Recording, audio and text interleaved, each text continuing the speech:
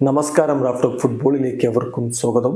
Leo മെസ്സിയുടെ വഴിയെയാണ് ഇപ്പോൾ lamin യമാലിന്റെ പോക്ക്. ഫുട്ബോൾ ലോകം അങ്ങനെയാണ് 17കാരനെ വിലയിരുത്തുന്നത്.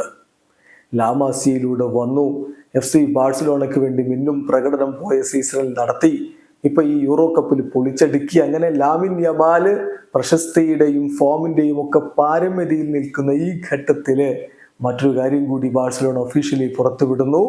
അടുത്ത സീസണിലേക്ക് 19-ാം നമ്പർ ജേഴ്സി ആയിരിക്കും ലാമിൻ യമാല് അണിയുക. അതെ, ലിയോ മെസ്സി ആദ്യ കാലഘട്ടങ്ങളിൽ ബാഴ്സയ്ക്ക് വേണ്ടി അണിഞ്ഞ അതേ ജേഴ്സി നമ്പർ ആയിരിക്കും ഈ വരുന്ന സീസണിൽ ലാമിൻ യമാൽ അണിയാൻ പോകുന്നത്. 17കാരനായിട്ടുള്ള താരം ലിയോ മെസ്സിയും പാട്രിക് ക്ലൈവേർട്ടും സെർജിയോ അഗ്യൂറോയും ഒക്കെ അണിഞ്ഞിട്ടുള്ള ജേഴ്സി നമ്പർ ധരിക്കാൻ പോകുന്നു എന്ന് പറഞ്ഞുകൊണ്ട് തന്നെ ബാഴ്സലോണ ഇപ്പോൾ ഇതിൽ സ്റ്റേറ്റ്മെന്റ് ഇറക്കിയിട്ടുണ്ട്.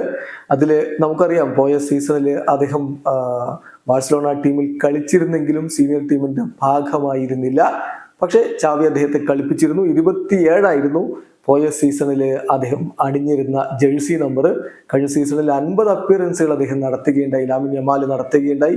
ഇൽക്കൈ ഗുണ്ടോഗൻ മാത്രമാണ് അവനേക്കാൾ കൂടുതൽ ബാഴ്സയ്ക്ക് വേണ്ടി പോയ സീസണിൽ കളിച്ചത്, 51 അപ്പിയറൻസുകൾ. എന്തായാലും യമാൽ പോയ സീസണിൽ 27-ാം നമ്പർ ജേഴ്സിയാണ് അണിഞ്ഞിരുന്നത്.